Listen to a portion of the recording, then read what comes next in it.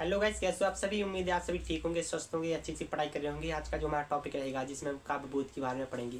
इसकी पहली वाली वीडियो में हमने काव्य के बारे में पढ़ा था, काव्य की भेदों के बारे में पढ़ा था। आज हम प्रबंध काव्य के बारे में समझने वाले हैं कि प्रबंध काव्य किसे कहते हैं और इसके कितने भेद होते हैं। अब प्रबंध काव्य के अंतर्गत हम पढ़ेंगे इसकी परिभाषा के बारे में कि प्रबंध काव्य किसे कहते हैं। अब प्रबंध काव्य उस काव्य रचना को कहते हैं जिसकी कथा श्रृंखला बंधी होती है, इसके छंदों का संबंध पूर्वा होता है, प्रबंध काव्य कहलाता है।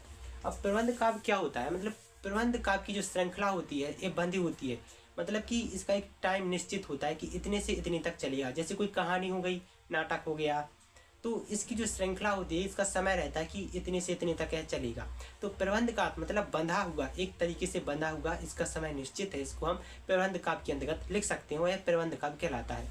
जैसे प्रबंध काव्य उस काव्य रचना को कहते हैं, कोई रचना हुई, कहानी हुई, उसकी जो श्रृंखला होती है, उसका जो समय होता है वह निश्चित होता है, प्रबंध तरीके से बंधा हुआ होता है, उसको हम प्रबंध काव्य के नाम से जानते हैं। जैसे प्रबंध काव्य उस काव्य रचना को कहते हैं जिसकी कथा श्रृंखला बंधी होती है और इसकी छंदों का संबंध पूर्वता होता है, पूर्व पर होता है, और इसे हम प्रबंध काव्य कहते हैं। मतलब प्रबंध काव्य के अंतर्गत कह सकते हैं कि प्रबंध काव्य की जो रचना होती है, मतलब इसकी जो श्रृंखला होती है बंधी होती है, इसका कार्य जो कि पूर्व पर होता है और इसका कार्य समय से निश्चित होता है कि ये इतने से इतने तक चलेगा, इसको हम प्रबंध काव्य के अंतर्गत आ सकता है। मतलब इसको हम प्रबंध काव्य कहते हैं कि प्रबंध काव्य की कथा श्रृंखला बंधी होती है, इसका समय निश्चित होता है, इसको हम प्रबंध काव्य कहते हैं। इसकी भेदों की बात कर ली जाए तो इसके दो प्रकार के भेद भी माने गए हैं। तो इसके वेदों की बात कर ली जाए, मतलब वेद, इसको महाकाव्य और खंड काव्य, इसको दो भागों में बांटा जा सकता है। जैसे महाकाव्य और खंड काव्य, प्रबंध काव्य को दो भागों में, महाकाव्य और खंड काव्य। अब महाकाव्य के अंतर्गत हम देखते हैं कि महाकाव्य क्या होता है। अब महाकाव्य, जैसे महाकाव्य में किसी व्यक्ति विशेष की संपूर्ण जीवन की प्रथा होती है, मतलब महाकाव्य जो होता है इसमें कोई भी व्यक्ति एवं विशेष हो गया, उसकी संपूर्ण जीवन की कथा होती है, जिसको हम महाकाव्य के नाम से जानते हैं। जैसे उदाहरण के लिए हम महाभारत ले सकते हैं, रामायण ले सकते हैं। इसमें पूरी शुरुआती से एंड तक का जो कि पूरा रामायण कथा, मतलब पूरी कथा का वर्णन मिलता है, जो कि महाकाव्य में हम इसको लिख सकते हैं, इसको महाकाव्य भी मान सकते हैं।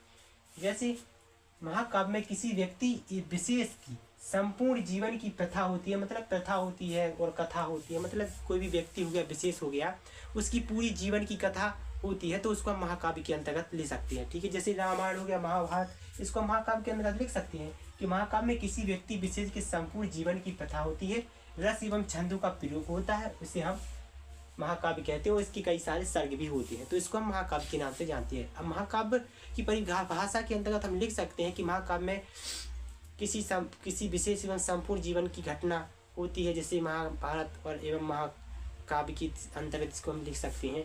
ठीक है, कि महाकाव्य क्या है, तो महाकाव्य किसी व्यक्ति या विशेष की संपूर्ण जीवन की प्रथा होती है, इसमें रस एवं छंदों का प्रयोग होता है और इसमें अनेक सर्ग होते हैं। महाकाव्य में कई सारे सर्ग होते हैं, इसमें किसी विशेष व्यक्ति एवं उसकी घटनाओं का वर्णन होता है, संपूर्ण कथा के रूप में वर्णन होता है, जैसे रामायण और महाभारत। तो इसको हम महाभारत के नाम से, महाभारत महाखंड के नाम से भी जानते हैं, महाकाव्य के नाम से भी जानते हैं। ठीक है, उदाहरण के लिए रामायण, रामचरितमानस एवं तुलसीदास आदि सब महाकाव्य के अंतर्गत लिख सकते हैं।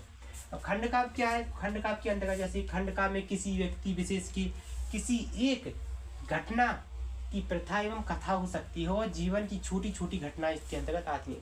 खंड काव्य क्या होता है, छोटी छोटी घटनाएं, किसी व्यक्ति विशेष की छोटी छोटी घटनाएं, उसके जीवन की छोटी छोटी घटनाओं को हम खंड काव्य कहते हैं और उसको हम खंड काव्य के अंतर्गत लिख सकते हैं। अब महाकाव्य, जिसमें हम किसी विशेष व्यक्ति जीवन की संपूर्ण कथा एवं उसकी संपूर्ण जीवन की घटना को महाकाव्य के अंतर्गत लिख सकते हैं। उसी प्रकार से खंड काव्य, तो खंड काव्य में किसी व्यक्ति के विशेष जीवन की कुछ घटनाएं, छोटी छोटी घटना को खंड काव्य के अंतर्गत लिख सकते हैं। उदाहरण की बात कही जाए तो खंड काव्य का उदाहरण कालिदास की मेघदूत एवं पंचवटी, कालिदास की मेघदूत और पंचवटी जो कि छोटी छोटी घटना है, जिसको हम खंड काव्य के अंतर्गत लिख सकते हैं। खंड काव्य क्या होता है, खंड काव्य में किसी व्यक्ति विशेष की किसी एक घटना का वर्णन होता है, मतलब कि खंड काव्य के अंतर्गत हम लिख सकते हैं कि खंड काव्य में किसी विशेष एवं व्यक्ति के जीवन की छोटी छोटी घटनाओं का वर्णन किया जाता है, इसको हम खंड काव्य के नाम से जानते हैं।